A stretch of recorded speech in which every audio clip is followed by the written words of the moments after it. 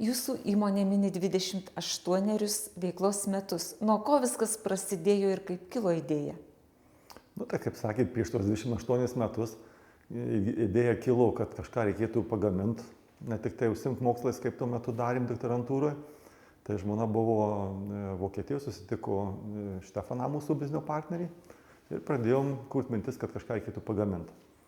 Bet tuo metu, aišku, reikėjo vietos, kadangi buvom studentai. Tai Marijampolėj tėtė turėjo garažą, tai pas tėtę garaže pradėjom gręžti tokias mažas metalinės detalėles, kurios per tuos 28 metus pavirto jau į didelius gaminius.